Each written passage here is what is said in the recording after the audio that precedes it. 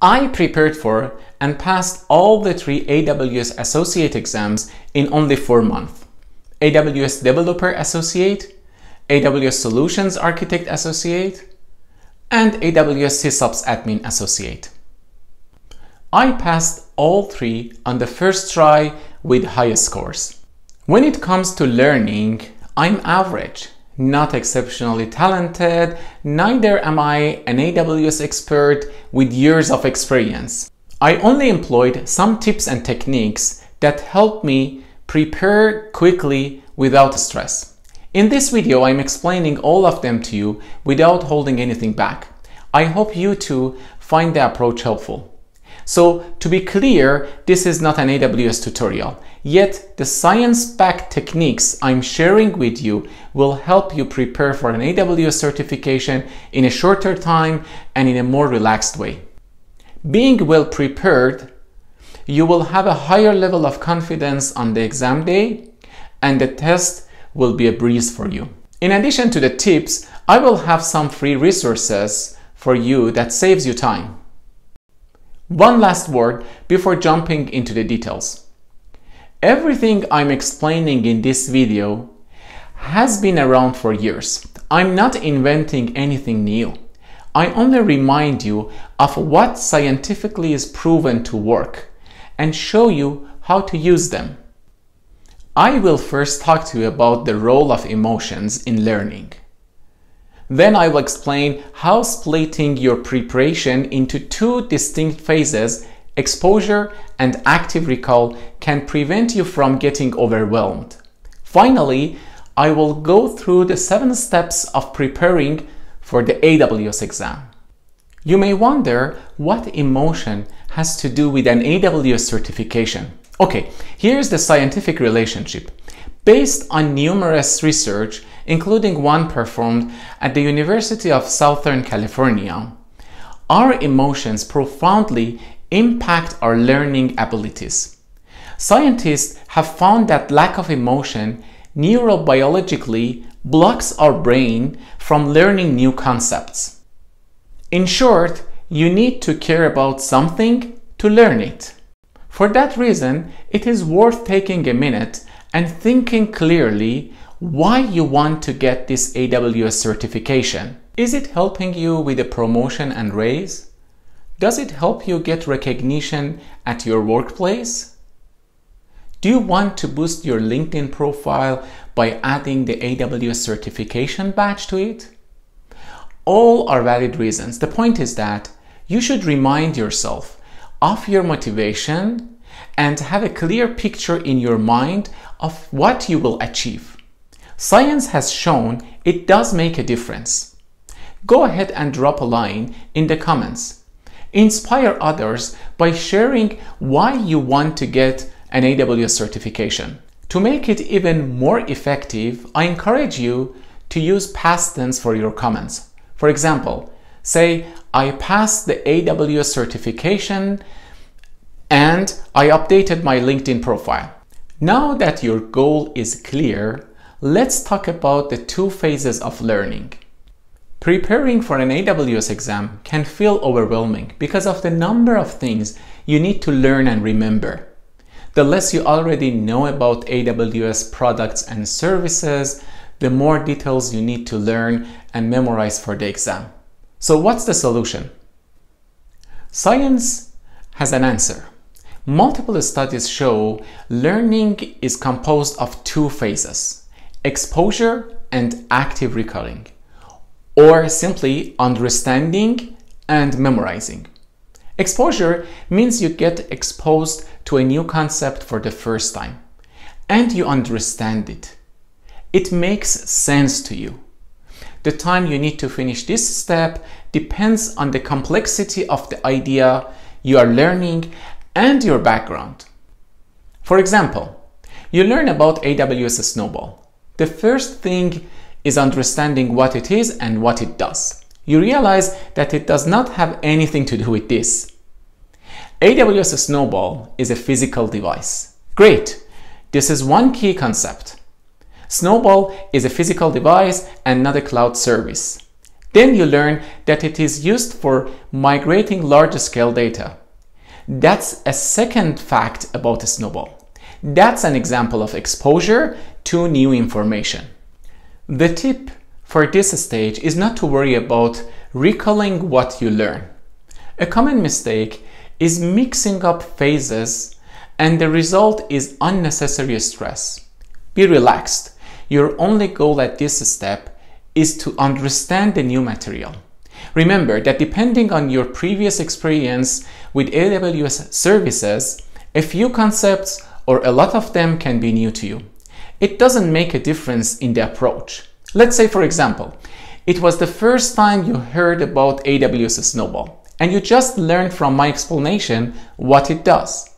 The point is that it is entirely okay if tomorrow you do not remember one of the two facts I mentioned about AWS Snowball.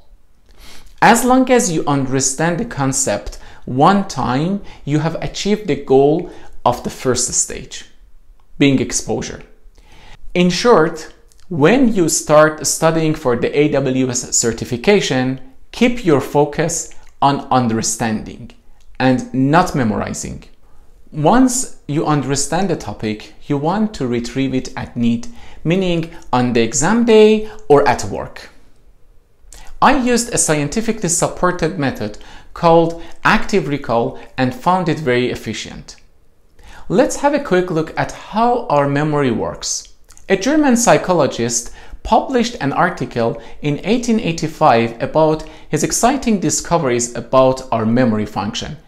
You know 100% of what you have learned moments after the learning, but over time, your brain loses interest in the subject and starts to forget it. The interesting fact is that if you review that concept before you completely forget it, it will get reinforced and will stick for a longer time. Another good news is that when you revisit a learned fact before your memory completely ignores it, your brain fills the gap in a shorter time. That's interesting. It means forgetting is an element of learning. Without forgetting, we do not get any benefit from studying more. Still, we do not want your brain to forget all you have learned about the subject. You see, we get the most gain from our reviews when we do them at the right time. Not too soon, not too often, yet not too late. Flashcards and G5 or Lightner box together optimize the time you spend on reviews. A flashcard is a piece of paper or index card which on one side you write the concept or question and the relevant fact or the answer goes on the other side. For example, look at this card. On its front it says VPC lives within. When I review the card, without looking at the back, I should remember the answer is region. With flashcards, you quickly check if you remember a concept without context clues. Grading your work is an act of self-reflection, which deepens memory. You're engaging a mental factory called active recall. Every time you review a flashcard, stronger neural connections form in your brain, and it is more likely to remember the information in the future. I'll teach you how you should review flashcards, and you see that it is like playing a game. Your mind gets rewarded when cards move to the next box. It incentivizes your brain to pay attention and remember information. Your friend may remember the AWS pricing model only by 2 repetitions. You may need 5. Flashcards allow you to learn by getting the number of practices right. You are more kind to yourself and learn at your pace. I've put together a set of flashcards for you. Find the link in the description and get a free copy of the PDF file. It covers many fundamental concepts for the AWS Cloud Practitioner exam. You can also use it to review some of the basics you need to know for any other 3 AWS Associate certifications. Print a PDF file on the front and back of letter size papers and cut them. You will have 220 cards, each covering a small fact.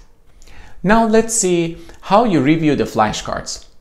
You remember the forgetting curve we talked about and how we can use that discovery to optimize our review times? The G5 or Lightner box is a method designed based on this finding. This is a Lightner box. Let me first show you how it works, and then I'll tell you how to review the cards using this method if you do not have access to a physical Lightner box. The box, as you see, is split into 5 compartments. The first compartment is the smallest. Think of an imaginary limitation of the batches of the cards each compartment can hold. The first one can contain only 1 batch. The second, 2 batches. The third, 4 batches of cards. Fourth one, 8. And the fifth can hold up to 16 batches of cards. I have a pile of not yet learned flashcards here. On the first day of my study, I pick some cards and review them. I study front and back of the card and repeat this until I completely remember what's on the back of the card by just looking at the front without any clues. The number of cards that I pick from the pile, it completely depends on my time, completely up to me, and it can be different from day to day. Day 1, when I finish reviewing these cards and I believe that I remember them well, what I do is that I create my first batch and I hold them together with a paper clip. I'm done with this, so it goes in the first compartment. That was day 1. Now on day 2, I pick another few number of cards and I review them front and back as many times as needed. I'm done with any number of cards that I studied for today. I believe I have learned them. Okay, I add the paper clip. I hold them together. This is my batch.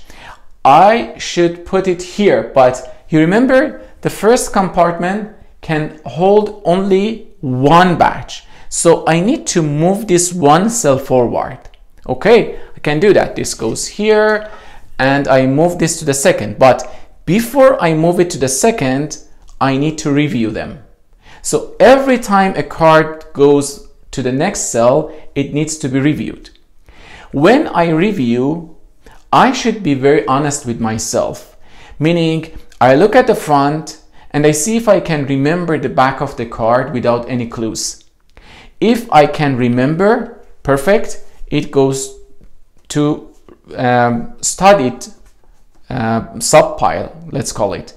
If I do not remember, this is important, if I do not remember any of the cards, it doesn't stay. It doesn't go back to 1, it goes back to unlearned, not yet learned pile. So it goes back to its original place. Now, I didn't know that 1 card, I knew these 2, perfect. I attach them again with the paper clip and it's now good in cell number 2. That's day 2. Let's continue. I think you get the idea, but let's continue for another couple and then I wrap it up. So this is day 3. I pick up another few cards. I learn them, review enough times back and forth. I study them, I prepared them. I add a paper clip, I attach them together. Same thing as day 2. So it tries to go here.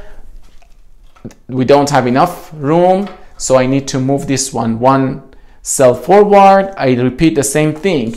I review them. Let's say today I remember all of them. Perfect. I put the paper clip back.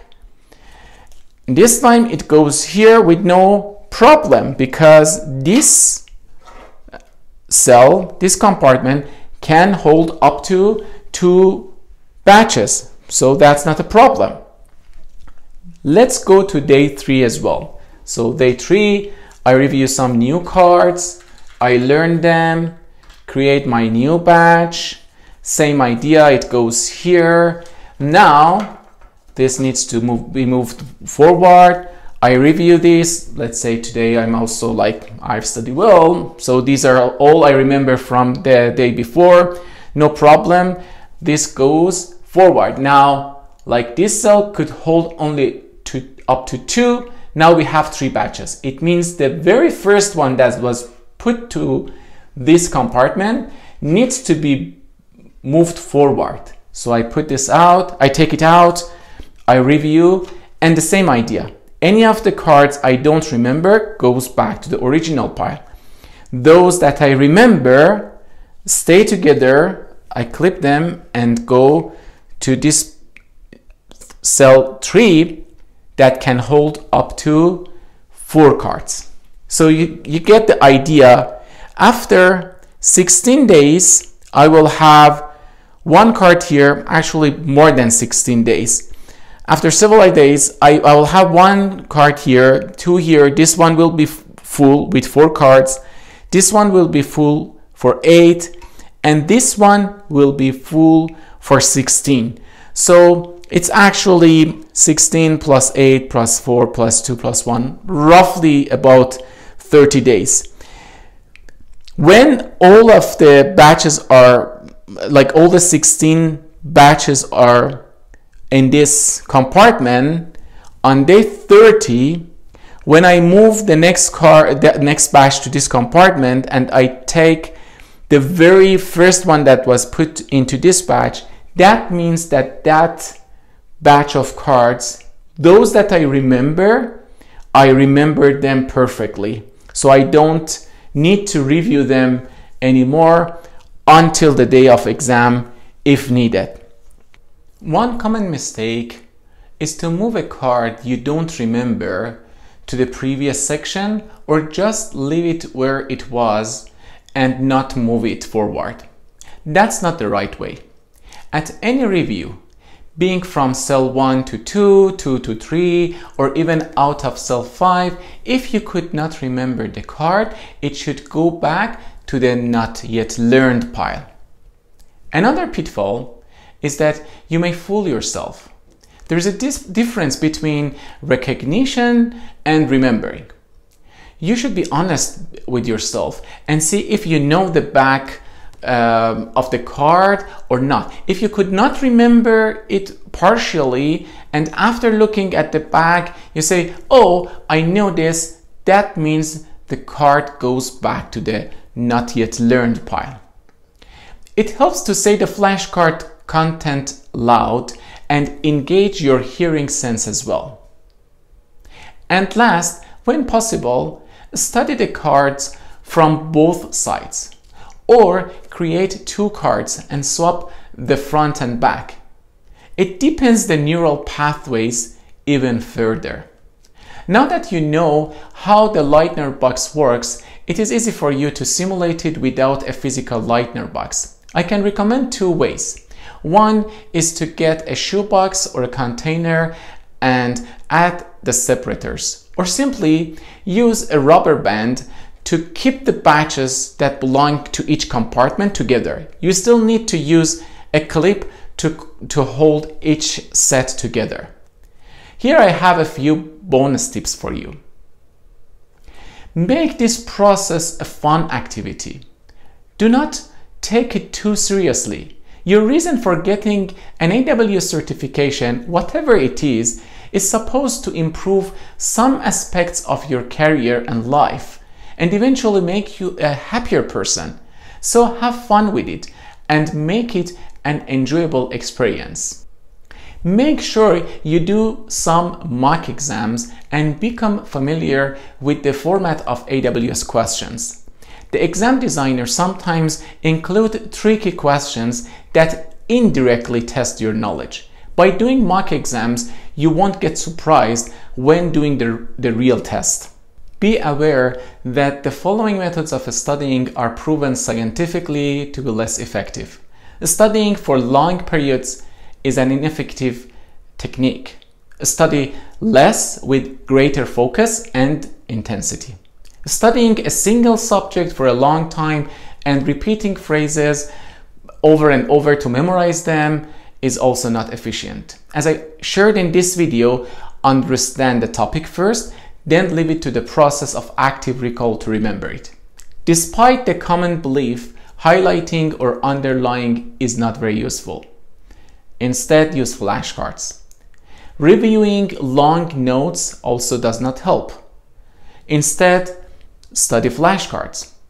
And one last inefficient method is blocked practice, which means reviewing one topic repeatedly before moving on to the next. You don't need to do that, and it makes the learning process less fun. Once you understand the first topic, move on to the next. And as you study the next subject, you can create and review the flashcards of the previous one. At the end, let's review the 7 steps you need to take for preparing for an AWS certification. 1. Know why you want to write the AWS exam. Having a clear idea of the benefits you will get from the certification will keep you motivated and focused. I have shared a link in this video's description to a story I wrote about how it impacted my career. If you're interested, check it out. 2. Watch the AWS training or a YouTube video or paid course you like. Don't get overwhelmed. Try to get a high-level idea. Don't try to memorize everything or take detailed notes. If you take notes at this stage, just take notes for high-level points. 3. Watch again and make flashcards. Feel free to add the free flashcards I've created for you to your pile. 4. Review your flashcards using the Lightner box method. It is the most efficient and disciplined method that requires you to review a fact roughly when it is at risk of getting forgotten. 5. Write 1 or more mock tests. 6. Fill the gap in your knowledge by working on the questions you couldn't do well on the mock test and create flashcards for them if they were missing from the pile. And 7. Review your flashcards one day before writing the test. I hope you learned something from this video and prepare for the AWS exam more relaxed and in a shorter time. Don't forget to get your free copy of the flashcards. I added the link to the description. Best luck with your AWS exam.